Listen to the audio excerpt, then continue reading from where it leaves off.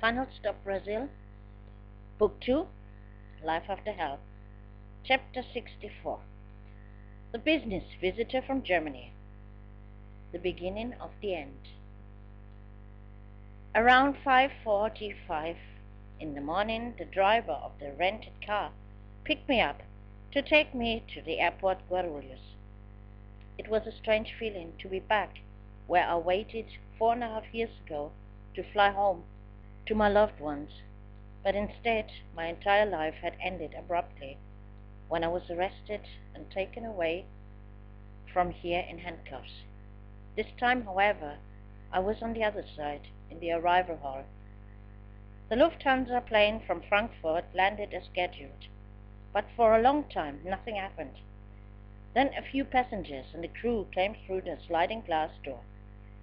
When the number of arrivals as well as the waiting increased, I began seriously to wonder if I would recognize the man at all. Finally, I had seen him only once during our first telephone conversation via webcam, and the image was not all too clear. Hopefully, I'm not going to miss him. This must not happen, I thought when my phone rang. I'm at the luggage deposit and don't know where to go. Where are you? Before I got an answer, the conversation was interrupted. The luggage deposit. This could only mean that he had actually come out already. I started sweating and asked in panic the people around if the passengers of the Lufthansa flight from Frankfurt had already come through the door. No, they are still waiting. They haven't even checked out yet. I was told. I was confused, but remained where I was in the waiting area.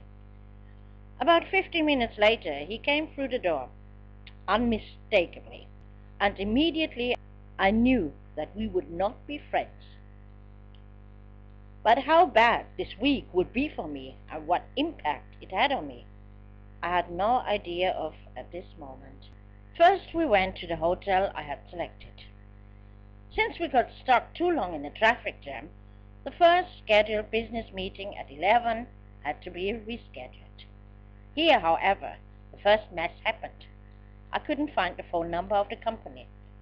The man made me quite nervous because he wanted to know every little detail about the reservation. 10 times I ran to and fro between the garden terrace and the reception and let the receptionist explain me everything to the smallest detail. Then I was finally able to send an email with his notebook to the company asking for a call. When I explained the conditions with a rented car, including driver, he freaked out. Apparently, he thought that for 200 reais daily, the car and driver were available 24 hours. Of course, this was not the case. Everything more than 10 hours was costing 20 reais per hour extra. So it was with the kilometers. Anything over 100 kilometers per day was costing 20 centavos for every kilometer. Converted into euro, this was really not too much, especially since it was the best car rental around, and all others had the same conditions, only more expensive. But the German felt bamboozled because I had not mentioned this detail in advance. This almost turned into the first argument. I tried to stay calm. Then the entrepreneur called with whom I now agreed the meeting at 3 o'clock. Thus, the German was first reconciled. My plan for this day, however, was already crossed, but he didn't want to go anywhere else. This meeting was indeed quite extensive. He talked and talked, but of things that no one interested. The two company owners exchanged strange glances already, and I didn't know where to look out of embarrassment, but bravely I translated all he said. Finally he came to the point. The two men were now quite interested again. Good for business trends. Late in the afternoon we returned to the hotel. My stomach was revolting because I hadn't been eating all day.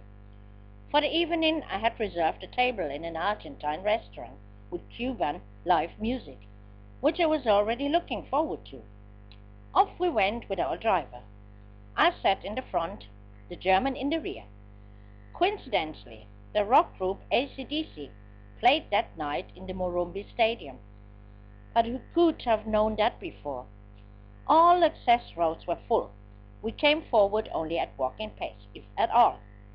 I desperately tried to pursue conversation with this man, who knew everything better and, like my former boss, apparently didn't take a woman's opinion serious.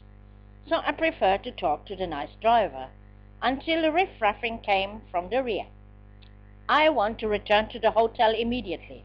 Tell the driver he should turn on the spot." I looked left and right and asked me how the driver should do that. We were stuck in a jam on a 3-lane road. Nevertheless, I translated it to the driver, while trying to calm the German, who was still complaining. "I can't stand this here in this uncomfortable car. It's too small in here. I can't breathe, and if he does not turn around, I get out immediately and walk." That's what I really needed now, a hysterical old fart. Again, I asked the driver to turn at the next opportunity, or take another route back. And to this man, I explained that this inconspicuous, ordinary car, which was not too small at all, had been chosen from me on purpose, for his safety. Finally, we were in Sao Paulo and not in Vienna, but he didn't want to hear any of it and ignored me. Instead, he complained further that he needed no car or driver to be standing for hours in traffic jams. For the driver, it was completely incomprehensible that he should go back now, just before reaching the restaurant. "We are almost there," but obeyed my repeated order and took the next right to go back to the hotel. Now the German also felt seemingly hungry and asked if there were restaurants in the vicinity of the hotel. Of course there were. The driver took us now to the most expensive, one in the radius of 100 kilometers. This restaurant, Fogo no Chão, exists also in Salvador, and I knew that it is unaffordable for the average consumer. But should he bleed? He didn't want it otherwise. The food was excellent in this Gaúcho grill restaurant. How long had I not eaten so well? Decades. Amongst other, I indulged in grilled lamb with mint sauce, grilled ribs, a delicious salad, French fries, pão de queijo, vegetables, palm hearts, fried manioc root. We drank fine wine, and the German was thrilled. I briefly hinted that he could have had all this also in the restaurant where I had ordered a table, even with live music, as he actually wanted it. However, I concealed that it would have probably been much cheaper. After the meal, he ordered for us a few caipirinhas, but since I didn't consume much alcohol, I had to watch myself carefully, not to lose balance. After 3 drinks, I waved him off and ordered another cup of coffee, which was better for me, because he offered me that I didn't need to go home. I should stay with him at the hotel. "Pardon me, you asshole," I secretly thought. Openly, I smiled and rejected politely. The following days were similar. On Saturday, he wanted to visit, according to his German travel guide of Brazil, the church Metropolitana on the Praça de Sé. This area has not only the same name as the place in Salvador, it is also the same as in Salvador, the attraction of bandits, drug addicts, homeless, since it is obviously a tourist magnet, therefore quite dangerous. I explained a little bit about the dangers and asked him to leave his tour guide in his car, his cell phone in his pocket, and the watch in the hotel. He didn't want to see the point of it, and of course was drawing attention with his book under his arm and his watch. On the steps of the church, those malandros sat and lay already watching, very attentive, the tourists entering the church. He wouldn't let me stop him from taking pictures with his cellular, which had a value of about 3,000 reais. Out on the Plaza de Sé, he was then also quite unmoved and shot photos, while the same bandits were strolling by for the 3rd time with a clear glance on the mobile phone. I hissed at him. He should put that thing in his bag. "You are much too afraid. Here's police everywhere." I received an answer. Brazilian police? That man had no idea. But I didn't want to get into trouble because of him. Next, he decided to walk to the Estação da Luz, because on his map it appeared to be nearby. This idea I talked out of him quickly, and we went instead to the city center, fortunately without damage. Here he rummaged through a few shops, bought a samba CD, and was looking for some Christmas gifts. We arrived at a street restaurant where samba was played live. He was blown away. Well, that was probably the only thing we had in common. From the music, I wanted to stay, so we sat down at a table. He ordered beer and Coke for me since I still had a headache from the previous evening. The music was pretty good, but I was absolutely not in the mood for samba and forced to leave because he still wanted to go to the Liberdade. No, I'm staying here. I like it here. Okay, so we stayed. I had no desire to discuss with him. We sat there until the evening. I ordered on his expenses, of course, a delicious serving of fries, but almost sank into the ground when he again took out his cellular to take photographs, but not of the band, no. He photographed the backside of women and young girls dancing to the music. By 7 o'clock, the misery was finally over. Incidentally, I asked him if he wanted to go out that night. Where? Casa Verde, Villa da Samba, I replied curtly. Samba? The same as here? Better. He did want to go. So we sped straight there after I called the driver, as always with my phone on my expenses. Like most of the well-known or lesser-known samba clubs or schools, Casa Verde is not in the best neighborhood. He was becoming quite nervous. Are you sure that we are right? I don't like it here. We are. As precaution, he even invited this time our driver to come with us, but he declined with thanks. He had a great time in the samba club, but was very upset that he didn't understand the language and thus could not answer when a Brazilian woman started talking to him. If he thought that here I also served as an interpreter, he was wrong.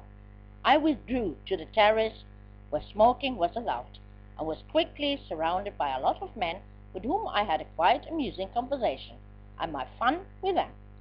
Wistfully, I thought again that this year was my world and not Salvador. This evening, however, I was understandably not really in the mood. When I was jostling my way back through the crowd, I was taken by the hand by a man and we danced samba together. I had not forgotten how to dance samba. During the breaks of the samba group, black music was played and I went alone to the dance floor to dance, but somehow this dark sword of Salvador hung above me, and the German. Because this greed bone was afraid to pay too much for car and driver, he planned to stay close to the hotel on Sunday and just take a walk in the park of Ibirapuera. He wanted me to come by bus. By bus? To be changing buses 3 times for a walk in the park? He didn't want to pay the driver for me, so I made it clear that there was other work waiting for me at home, and I could not afford to lose time by walking around in the park. On Monday was the next business meeting with Andre, my export expert. It was a casual conversation and seemed to be interesting for business on both sides. However, I was pissed when he suddenly offered Andre the task to organize the coconut shells for him. He would pay up to $100 per ton. Irritated, I held against him that he tried with me to push the price down much further. For $100, I could have supplied him with lots of providers, but that he didn't want. Andre, however, was pleased to meet me personally and assured me further cooperation. In the afternoon, the German wanted to go to the Avenida Paulista, an excursion to a museum. We passed a crowd in the middle of a demonstration where the German again stopped longer than necessary. He pulled out his camera and shot photos. I tried to move him on.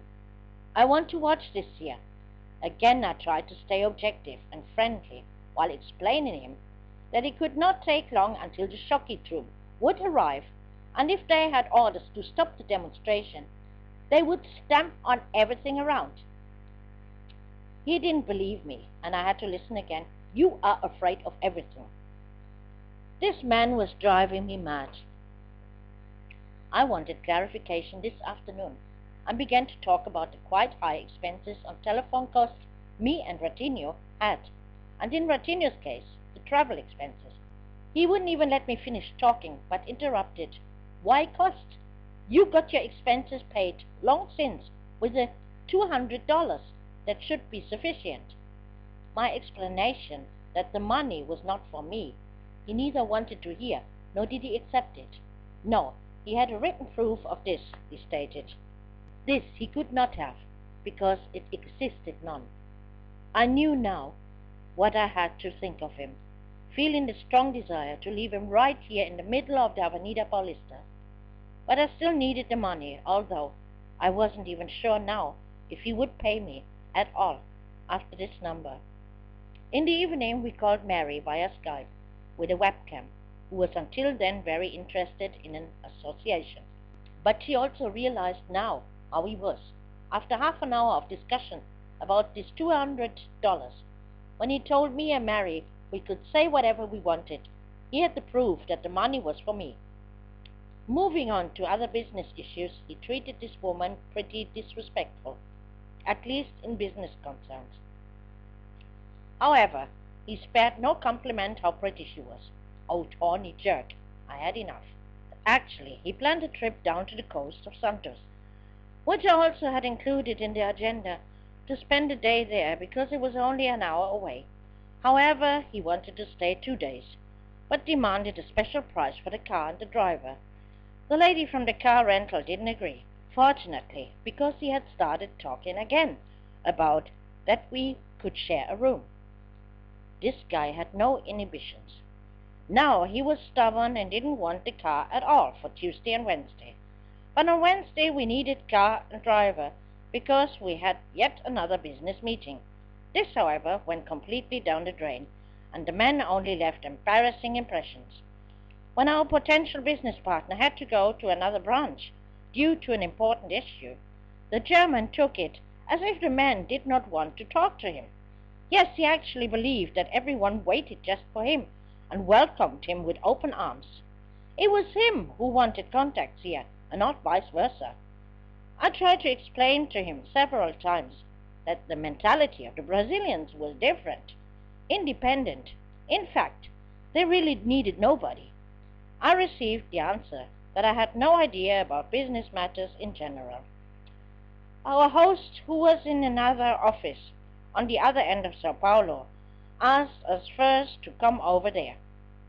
This the German rejected rigorously, out for fear that he would extend the daily 100 kilometers limit and thus pay too much for the car. It was embarrassing to translate this refusal when I spoke with a man on the phone. Feeling offended, he similarly rejected a video conference, which was offered. After convincing him, he stubbornly and taciturn put only a few questions which I should translate to receive answers. But the situation was more than unpleasant. I was glad when everything was over and we dropped him at the hotel. Relaxed, I leaned back in the passenger seat. The driver and I were of one opinion. This man was an absolute fool. It was the last evening I saw the driver. The German renounced him and the car, even though we had another appointment on Thursday. Besides, it was payday for the rental car and for me. So I had to endure this stupid guy once again, but knew already that I would not continue any kind of business relationship with him, for no money in the world. This time I took a taxi there, but as always, traffic in Sao Paulo was standing still rather than in motion. I doubted if I managed it on time. The first call I had received from the German, however, was already at 7 o'clock in the morning. Stubbornly, I ignored it, answering his second call at 9 o'clock with forced friendliness. "Good morning," I received the answer. It is almost lunchtime. On the way, he was giving me hell since the motor boy didn't deliver the invoice of the car rental in time.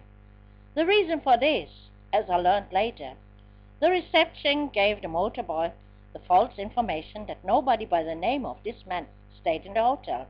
Thus, the head of the car rental and the German took their turns calling my phone. The situation was solved, but I was at the end of the day left with far less money than I had calculated. Of course, I could not invoice him for my escort and translation services the entire week. I remained well with my expenses. I did not even know how I should tell Ratinho that there was no money to pay him anything. Much worse, I didn't even know how to buy the Christmas gift for my boys. The beginning of the end.